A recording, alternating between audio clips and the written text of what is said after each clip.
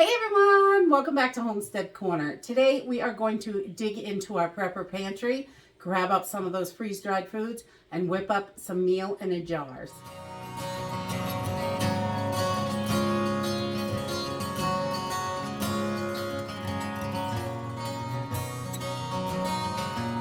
We have been loading these meal in a jars using our freeze-dried, dehydrated foods, different things from our pantry. We can whip up a whole bunch of them at one time and put them in the pantry. When we need something fast, it's there. In case of an emergency, these meals only require to add water. They're all prepped and ready to go. It doesn't really take that long, and we usually do 4 or 5 of the same thing at a time. That way we have more than one and a decent variety on the shelf. And it's a great way to use those freeze-dried foods. So you're getting them into your diet. You get used to cooking them, even if you're only making one at a time, one of this, one of that. If once you start using them, they make life really simple. All of these meals cook in under 30 minutes. So they're perfect for emergencies. Just add water, they're ready to go. And it's a lot cheaper to mix these up yourselves than it is to buy the pre-made meals. So we're gonna go ahead and get started. Today we're gonna make 4 different meals, and I'm gonna show you how we put them together. So for this first meal, we're going to be making potato and sausage casserole. It's really simple and easy. We're going to use a wide mouth jar. We want one with a nice wide mouth so everything goes in and out easily. I really like to use those. You could use small mouth for this, but with the hash browns, the wide mouth really, I like this for all my made ahead meals. So we're going to use just some salt and pepper and some of our freeze-dried sausage. These are just sausage crumbles, and we're going to use some of our Hungry Jack hash browns for this. And you need about 2 cups worth, so it's more than 1 box. And then we're going to use some cheese powder, sour cream, and some onions. So we're going to just start layering this right into the jar. It is super simple and easy. So we're going to start with 1 cup of sausage. So we got about 1 cup of sausage. I'm going to get that in there. I'm just going to layer all this stuff in so it's nice and easy.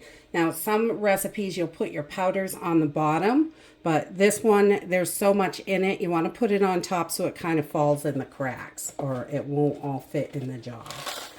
And then these are, there's a little bit more than a cup in here.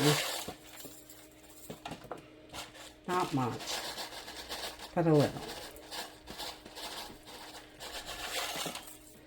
So 1 cup and 2 cups of hash browns. Just going to shake this down a little. And then we're going to do a 1/2 cup of our cheese powder. And this is really good cheese powder, this Augustin Farms. It's pretty cheap, usually. So we're just going to put that 1/2 cup right in there.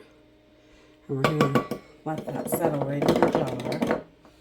And then we're going to add a 1/3 cup of the sour cream. And this gives it such a nice flavor. I love sour cream. Just going to put that right in there.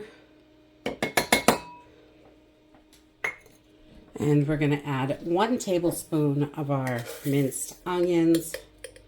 Just put that right in there. I love onions. Yes, yes. And then about a teaspoon of salt. And a 1/2 teaspoon of black pepper.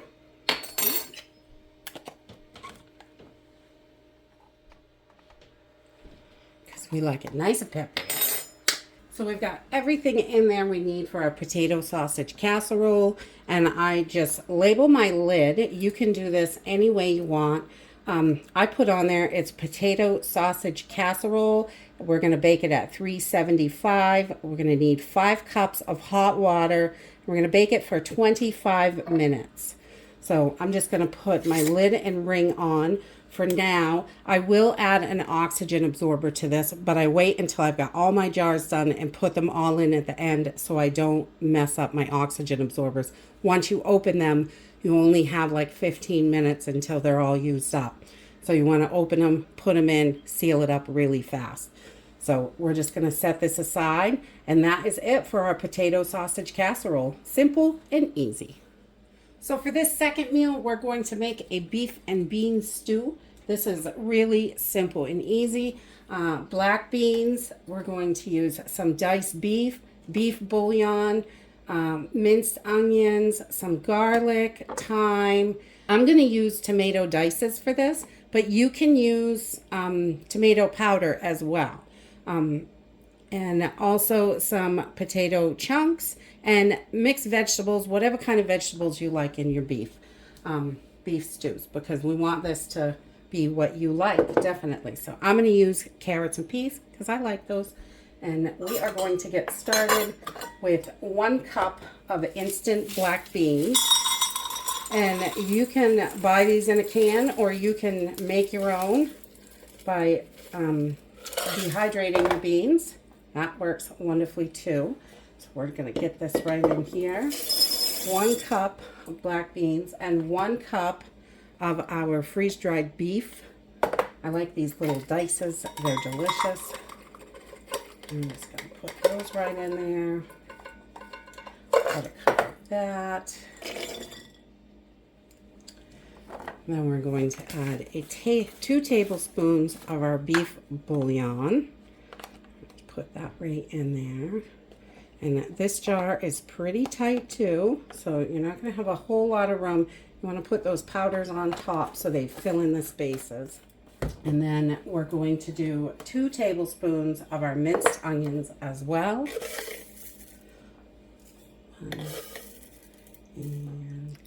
And I'm going to do 1.5 teaspoons of this freeze-dried garlic. If you're using just garlic powder, I'd just put 1 teaspoon in. We're going to go with about 1.5. I like a lot of garlic anyway because it's delicious. And then we're going to add a teaspoon of thyme in this as well. And then I'm going to add some of the tomato dices. I'm going to put about 4 tablespoons in here because they're chunky. I like the dices, but some people really like the powder. You can use that as well. I'd use 2 tablespoons of the powder. And we'll just put 4 of those in of the dices. And then we're going to add about 1 cup of our potato chunks. And these are just little diced up potatoes, dehydrated. If you dehydrate your own potatoes, those are perfect for this. We'll put about 1 cup in there. And we're going to have to shake this down a little bit because this one is a little bit tight and makes a nice big stew. Just kind of get all that in there. And then we're going to add about 1 more cup of whatever kind of vegetables you like. So I'm going to put some, about 1/2 cup of carrots in there. And then we're going to finish it off with some peas. Because I love peas. And I'm just going to go right in and just fill it. It's about 1/2 cup. Fill that little baby right up. So now we just want to add a teaspoon of salt to this. Maybe a little under teaspoon. The beef broth is a little salty, so you can go 1/2 teaspoon or whatever you like. Just to your taste. We'll do that. Again, I'm going to wait to put my oxygen absorber in until the very end. I have all my jars done, but I just labeled my jar that it's beef and bean stew. And I'm going to use about 6 cups of water. You can do 6 to 8 cups with this, depending on how thin you want it, how far you want to stretch it. And we're going to simmer it for about 25 minutes. So I just try to write all that right on the cover. And then this one is done. Beef and bean stew, simple and easy. Okay, for our third meal, we're just going to whip up a quick macaroni and cheese. I'm going to use some pasta. I like the elbows. You can use whatever pasta you like. Some cheese powder, instant milk, and some powdered butter. We're also going to put some salt and pepper, and we're going to need a little plastic bag to put our powders in. So we're going to go ahead and get started. So we are just going to start with 2 2/3 cups of macaroni. And then we want to just get this all right in there.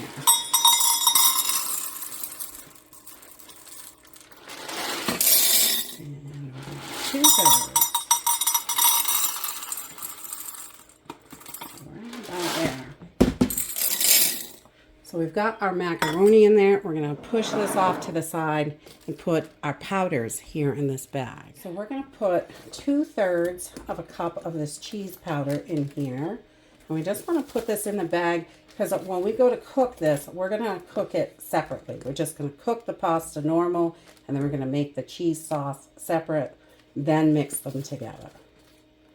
So we've got 2/3, then we're going to add 2 tablespoons of our instant milk here. And you can use powdered milk for this. It cooks enough that it doesn't really matter. So we've got 2 tablespoons of powdered milk, and then we're going to put 4 tablespoons of our powdered butter in here. Because, you know, you got to have that butter. Butter's delicious. I think butter makes everything taste better. Bacon and butter. And then we're going to add 1/2 teaspoon of black pepper and about 1/2 teaspoon of salt. And then we're just going to try to push as much air out of here as we can so this fits into our jar. So then we're going to take this baggie and just stick it right in the top of this jar. Fold it in there, press it down, and then our mac and cheese is all together. If it'll stay in there. And I have just labeled my lid how I'm going to cook this. And it is our mac and cheese is we're going to cook the pasta, just regular pasta, how you always cook it. And then the cheese mixture, you're going to add 3/4 cup of water and just until it's all combined really well, heat it up. And then once your pasta is ready, you can mix it all together and you've got your mac and cheese ready to go. Simple and easy. And for our 4th meal, we're going to make a chicken noodle skillet. This is another quick, fast meal. We're going to use pasta, some minced onions, a little bit of instant milk, some Italian seasoning, some butter powder, cheese powder, whatever kind of veggies you like. I'm going to use corn and carrots in this one because I like that mixture in this. And grilled chicken or whatever chicken dices or freeze-dried chicken that you have, and a little salt and pepper. So we're going to start this one with 2 cups of noodles. Egg noodles are wonderful in this, but the egg noodles are not going to last long term. If you know you're going to use this up, egg noodles are great in here. Spiral pasta, whatever kind of pasta you have, really. Then we're going to add in 1 tablespoon of the minced onions and 1/3 cup of our instant milk. You get that right in there. We're going to do 1 1/2 teaspoons of Italian seasoning. Yum. Add a little flavor to it. And then we're going to add 1/4 cup of butter powder to this. And this is a 1/2 cup measure, but we can still measure with that. So about 1/4 cup of the butter powder. 1/2 teaspoon of black pepper and 1/2 teaspoon of salt. Get those right in there. Then we're going to add 1/2 cup of whatever kind of vegetables that you like. So I'm going to do a little bit of carrots and a little bit of corn, because I like both those. Let's get those right in there. And then we're going to add 1/3 cup of our cheese powder. Get that in there. Yummy. I love everything that's cheesy. And we're just going to shake this down a little bit because we want to make sure we have enough room for our chicken. So we got to fit another cup in here. So we're just going to shake that down so we can get it in there.